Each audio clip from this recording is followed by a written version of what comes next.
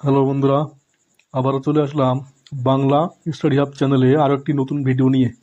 আজকের এই ভিডিওতে আমরা মাধ্যমিক দশম শ্রেণীর বহুরূপী গল্পটি থেকে 1 ও 3 নম্বরের প্রশ্নগুলো নিয়ে আলোচনা করব।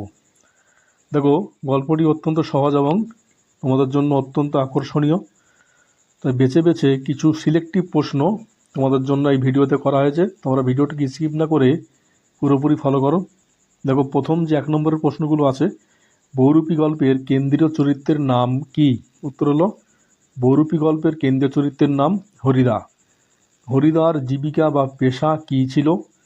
উত্তর হলো, হরিদার পেশা ছিল বহুরূপী সেজে সামান্য উপার্জন করা। তোমাদের বলে রাখি যে 5 নম্বরের প্রশ্নগুলো সরাসরি 5 নম্বরে আসবে না, 3+2 অথবা 2+2+1 এইভাবে ভেঙে দেওয়া হয়। তাই তোমরা 3 নম্বরের প্রশ্নগুলো ফলো করলে 5 নম্বরের প্রশ্নগুলো অবশ্যই লিখতে পারবে, তার জন্য আলাদা প্রিপারেশনের দরকার নেই।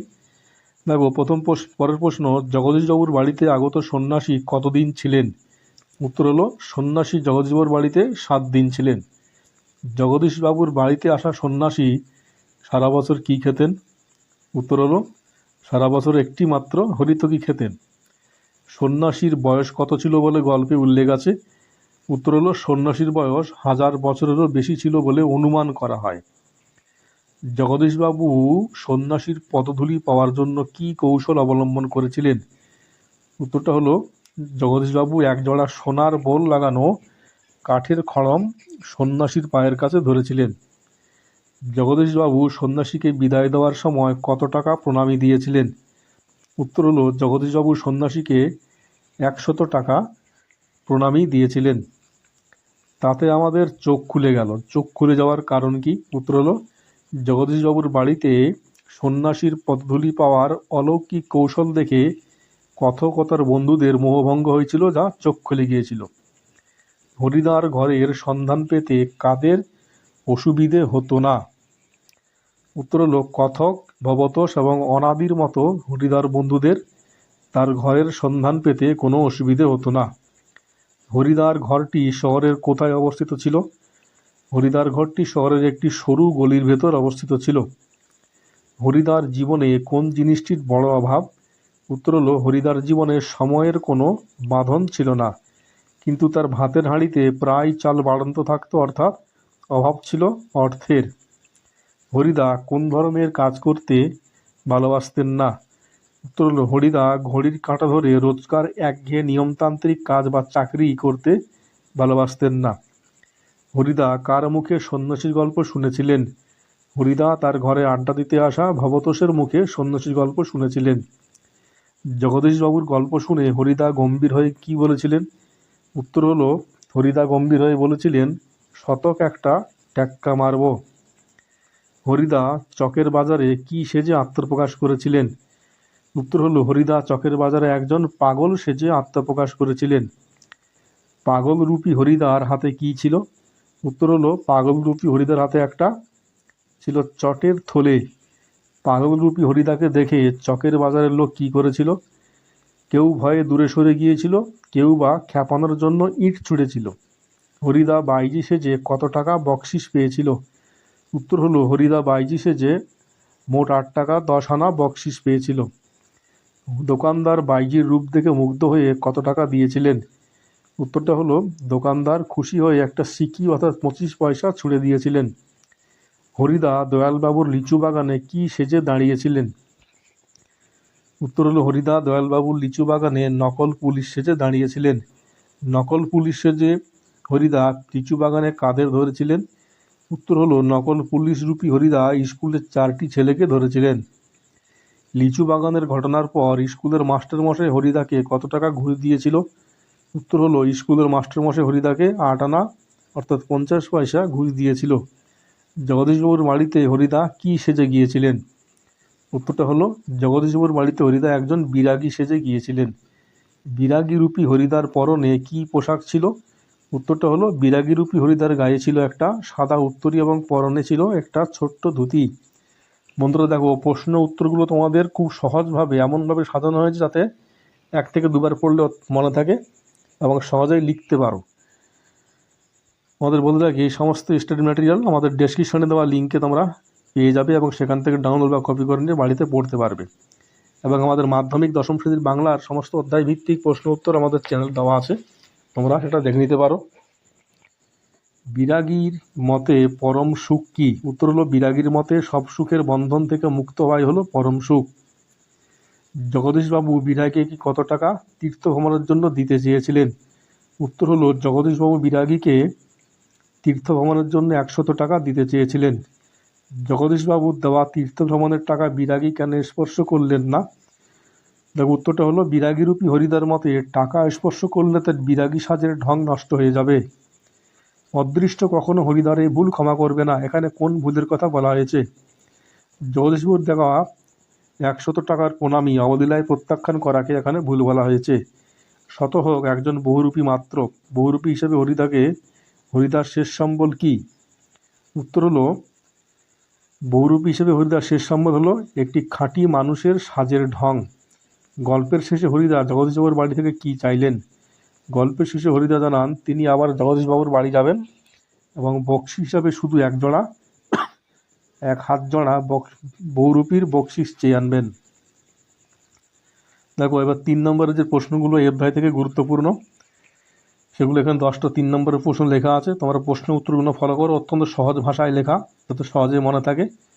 এই প্রশ্নগুলো এবার মাধ্যমিক 2007-এর জন্য অত্যন্ত গুরুত্বপূর্ণ। তোমাদের বললাম যে 5 নম্বরের প্রশ্নগুলো সরাসরি দেয় না, 3+2 অথবা 2+2 এইভাবে ভেঙে দেওয়া হয়। তাই এই প্রশ্নগুলো ফলো করলে তোমরা অবশ্যই 5 নম্বরের প্রশ্নগুলো যা দিক লিখতে পারবে, এর বাইরে কোনো প্রশ্নই হবে না। দেখো পরের প্রশ্ন যে 3 নম্বরের প্রথম প্রশ্নটা, তাতে আমাদের চোখ খুলে গেল, অর্থাৎ কার কীভাবে চোখ খুলে গেল? এই প্রশ্নটার একটা সেম প্রশ্ন দেওয়া হয় যে তা বড় ভয়ানক দুর্লভ জিনিস। দুর্লভ জিনিসটি কি? একই উত্তর লিখতে হবে। তোমরা উত্তরটা ফলো করো। আলোচ্য অংশটি সুবোধ ঘোষের বহুরূপী গল্প থেকে নেওয়া হয়েছে। প্রেক্ষাপট: জগদীশবাবুর বাড়িতে আগত হিমালয়ের এক সন্ন্যাসীর গল্প শুনে কথক ও তার বন্ধুদের চোখ খুলে গিয়েছিল। কারণ সন্ন্যাসী অত্যন্ত উঁচু দরের ছিলেন। তিনি সারা বছর একটি মাত্র হরিতকি খেতেন এবং তার বয়স ছিল 1000 বছরেরও বেশি। তিনি কাউকে পদধূলি দিতেন না।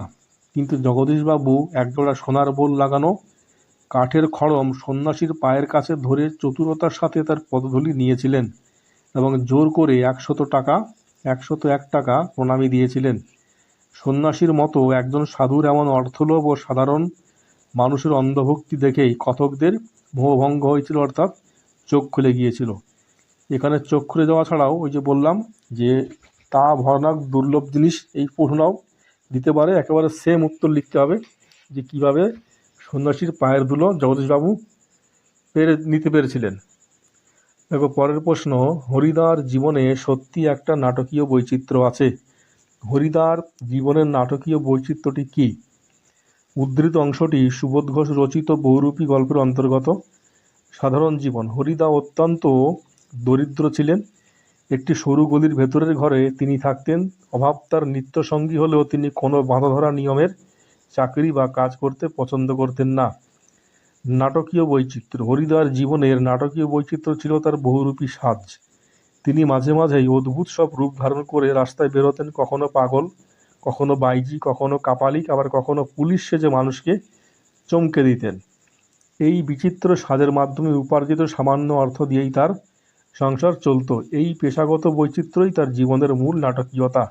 দেখো অত্যন্ত সহজ ভাষায় লেখা, একবার পড়লেই তোমাদের এটা মনে থেকে যাবে। পরের প্রশ্ন দেখো, চকের বাজারে একটি আতঙ্ক ছড়িয়ে পড়েছিল। চকের বাজারে কোন আতঙ্ক ছড়িয়ে পড়েছিল? প্রখ্যাত কথাশিল্পী সুবোধ ঘোষের বহুরূপী গল্প থেকে প্রশ্নোদ্ধৃত অংশটি চয়ন করা হয়েছে।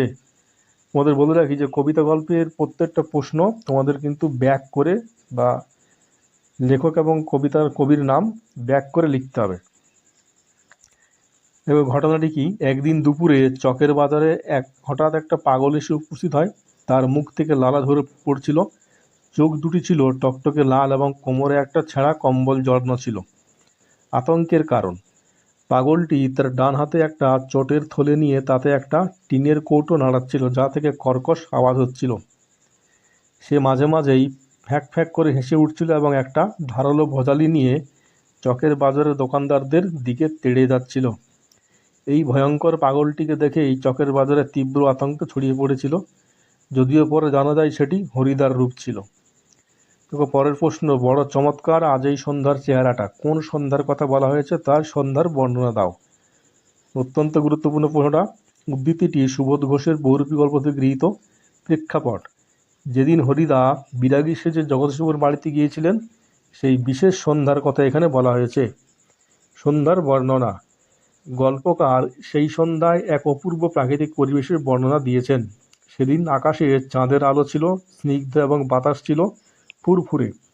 জগদীশবাবু বাড়ির বাগানের গাছের পাতাগুলো সেই বাতাসে ঝিরঝির করে কাঁপছিল। আলোর আর ছায়ায় এক মায়াবী পরিবেশ তৈরি হয়েছিল। এই শান্ত ও গম্ভীর পরিবেশের মধ্যেই বিরাগীরূপী হরিদার আগমন ঘটেছিল। আপনি কি ভগবানের চেয়েও বড়? বক্তাকে, তিনি কাকে, কেন এই কথা বলেছিলেন?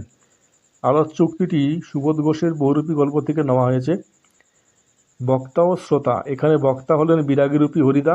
তিনি ধনী ও অহংকারী জগদীশবাবুকে এই কথা বলেছিলেন।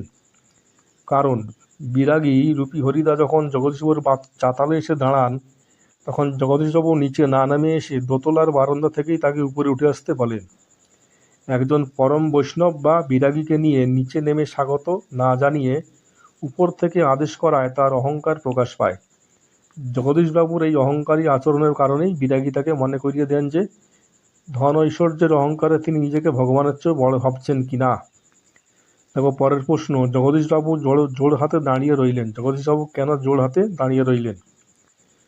উদ্ধৃত অংশটি সুবোধ ঘোষ রচিত বহুরূপী গল্প থেকে সংগৃহীত। বিরাগীর রূপ, বিরাগীরূপী হরিদার শান্ত সৌম্য এবং উদাসীন চেহারা দেখে জগদীশবাবু অত্যন্ত প্রভাবিত হয়েছিলেন।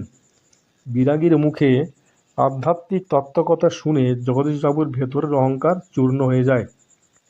শ্রদ্ধা অনুশোচনা, বিরাগী যখন বলেন যে টাকা পয়সা বা সোনা আসলে মাটির ঢেলার মতোই তুচ্ছ এবং এগুলো মানুষের মনকে কুৎসিত করে তোলে, তখন জগদীশবাবু নিজের ভুল বুঝতে পারেন।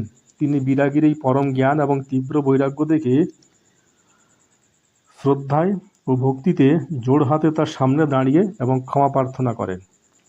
দেখো পরের প্রশ্ন, পরম সুখ কাকে বলে জানেন? বিরাগীর মতে পরম সুখ কী? প্রশ্নোদ্ধৃত অংশটি সুবোধ ঘোষের বহুরূপী গল্প থেকে নেওয়া হয়েছে। বিরাগীর বক্তব্য, জগদীশবাবু প্রশ্নের উত্তরে বিরাগীরূপী হরিদা পরম সুখের এক অভিনব সংজ্ঞা দিয়েছিলেন। পরম সুখের ধারণা, সাধারণ মানুষ ধন সম্পদ, বাড়ি গাড়ি, পার্থিব সুখ স্বাচ্ছন্দ্যকেই পরম সুখ মনে করে, কিন্তু বিরাগীর মতে সব রকম সুখের বন্ধন থেকে মুক্ত হওয়াই হলো আসল পরম সুখ। সমস্ত পার্থিব মোহ, লোভ এবং আকাঙ্ক্ষা ত্যাগ করে নিজের আত্মাকে মুক্ত করতে পারলেই মানুষ প্রকৃত সুখের সন্ধান পায়। দেখো অত্যন্ত সহজভাবে সহজ বাংলায় লেখা, 1 থেকে 2 বার পড়লে মনে থাকবে এবং সহজেই লিখতে পারবে। অদৃষ্ট কখনো হরিদার এই ভুল ক্ষমা করবে না। হরিদার কোন ভুলের কথা বলা হয়েছে? অদৃষ্ট ক্ষমা না করার কারণ কি? আলোচ্য অংশটি সুবোধ ঘোষের বহুরূপী গল্প থেকে উদ্ধৃত।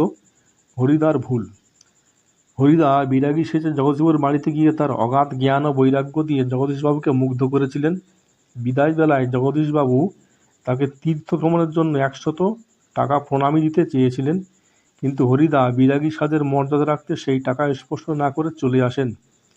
কথকদের মতে চরম দারিদ্র্যের মধ্যে থেকেও এই বিপুল অর্থ প্রত্যাখ্যান করা হরিদার এক মস্ত ভুল ছিল।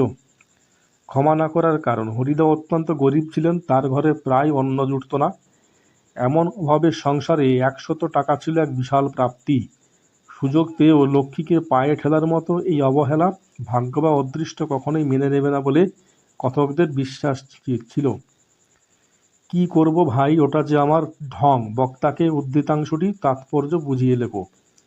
উৎস, উদ্ধৃতিটি সুবোধ ঘোষের বিখ্যাত ছোট গল্প বহুরূপী থেকে সংগৃহীত। বক্তা, এই উক্তিটির বক্তা হলেন গল্পের কেন্দ্রীয় চরিত্র বহুরূপী হরিদা। তাৎপর্য, হরিদা পেশায় একজন বহুরূপী হলেও তিনি তার শিল্পকে ভালোবাসতেন। জগদীশবাবুর দেওয়া 100 টাকা নিলে তার দারিদ্র্য দূর হতো ঠিকই, কিন্তু একজন খাঁটি বিরাগীর অভিনয় করতে গিয়ে যদি তিনি অর্থ গ্রহণ করতেন তবে বিরাগী চরিত্রের পবিত্রতা নষ্ট হয়ে যেত। হরিদার কাছে অর্থের চেয়ে তার অভিনয়ের সততা এবং ঢং বা শিল্পের মর্যাদা অনেক বড় ছিল। তিনি একজন সাচ্চা শিল্পী, তাই লোভের কাছে নিজের শিল্পকে বিক্রি করতে চাননি।